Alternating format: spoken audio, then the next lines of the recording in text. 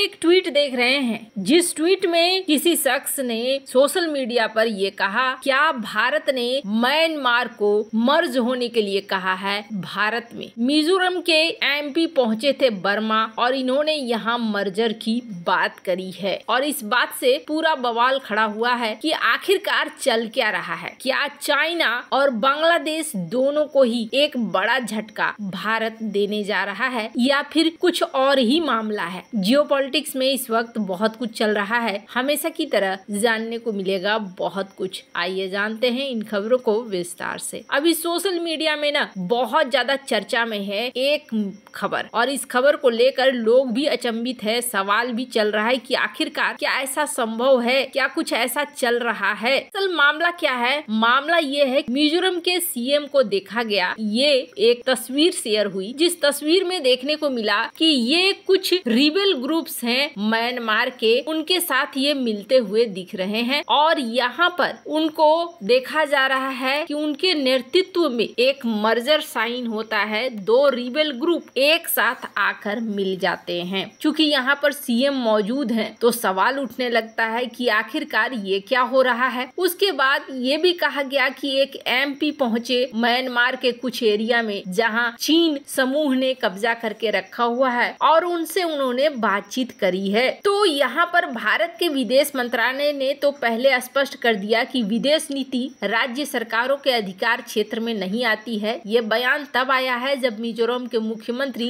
लाल दुहोमा की मौजूदगी में म्यांमार के दो विद्रोही समूहों चीन लैंड काउंसिल और अंतरिम चीन नेशनल कंसल्टेटिव काउंसिल ने 26 फरवरी 2025 को आइजोल में एक विलय समझौते पर हस्ताक्षर किया। इस विलय के बाद दोनों समूह अब चीन नेशनल काउंसिल के नाम से जाने जाएंगे। विदेश मंत्रालय के प्रवक्ता रणधीर जायसवाल ने कहा कि हमने इस मामले में कुछ रिपोर्टें देखी है। म्यांमार की स्थिति पर हमारा रुख सर्वविदित है। मैं ये भी दोहराना चाहूंगा कि विदेश नीति के मुद्दे राज्य सरकारों के अधिकार क्षेत्र में नहीं है। ये घटना म्यांमार में चल रहे गृह युद्ध और भारत के पूर्वोत्तर क्षेत्र में इसके प्रभाव को रेखांकित करती है। भारत में विदेश नीति और राज्य सरकारों के अधिकार क्षेत्र के बीच तनाव का एक ऐतिहासिक उदाहरण 1971 का बांग्लादेश मुक्ति संग्राम था। उस समय पूर्वी पाकिस्तान से लाखों शरणार्थी भारत के पश्चिम बंगाल और अन्य पूर्वोत्तर राज्यों में आए थे। पश्चिम बंगाल की राज्य सरकार ने शरणार्थियों को सहायता प्रदान करने में महत्वपूर्ण भूमिका निभाई थी, लेकिन विदेश नीति के निर्णय के कारण भारत का सैन्य हस्तक्षेप और बांग्लादेश की आजादी का समर्थन पूरी तरीके से केंद्र सरकार के हाथ में थे। तत्कालीन प्रधानमंत्री इंदिरा गांधी ने इस संकट को अंतर्राष्ट्रीय मंच पर उठाया और सोवियत संघ के साथ संधि की, जिसने भारत को पाकिस्तान के खिलाफ युद्ध में रणनीतिक लाभ दिया। ये उदाहरण दिखाता है कि भारत का संविधान विदेश नीति को केंद्र सरकार का विशेषाधिकार मानता है। संविधान की 7वीं अनुसूची संघ सूची मद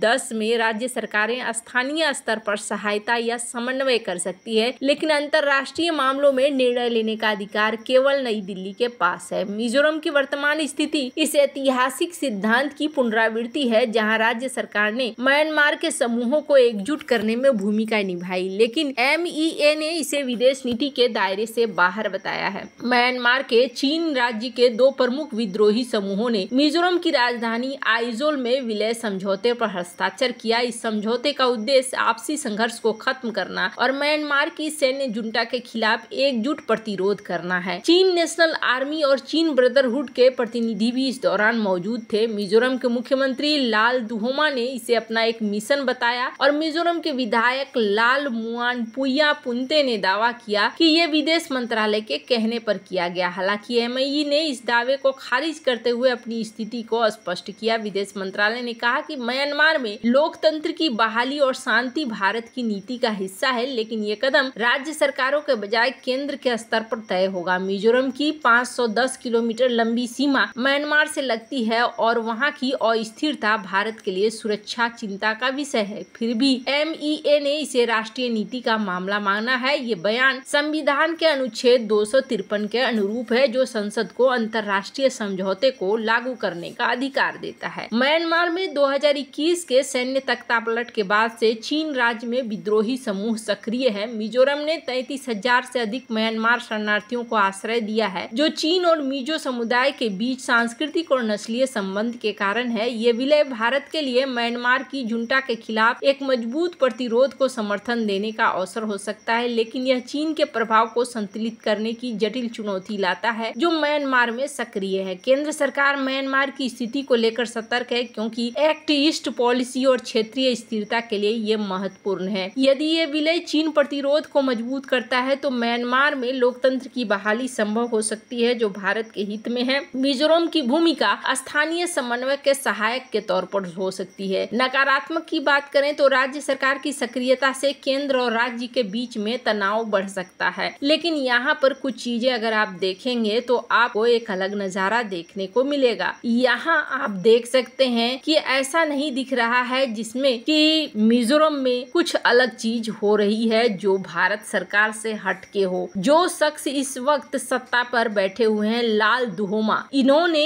personal assistant of chief minister Mizoram के रूप में 1972 से 1977 तक काम किया। उसके बाद उन्होंने ग्रेजुएशन किया और ग्रेजुएशन करने के बाद Indian civil services exam Shillong में वो क्वालिफाई हुए और वो 1977 बैच के आईपीएस बने और वो फिर पोस्टेड हो गए असिस्टेंट सुपरिटेंडेंट ऑफ द पंजी सब डिवीजन इन गोवा। और जब वो बने यहाँ पर तो बहुत जल्दी उनको यहाँ ड्रग्स बेचने वालों के खिलाफ एक काम सौंपा गया। उनके सीनियर अफसर्स ने उनको कहा कि देखो, इस गैंग को गोवा में क्रश करना इतना आसान नहीं होगा। लाल दुहोमा ने एक चैलेंज की तरह लिया और इस ऑपरेशन को अंडरकवर अंजाम दिया। साथ ही साथ इन्होंने सबसे बड़े लार्जेस्ट गैंग को ही ज्वाइन कर लिया और एक ट्रस्टेड मेंबर बन गए। कुछ महीनों बाद वो टॉप लीडर भी बन गए और फिर उन्होंने धीरे धीरे पूरे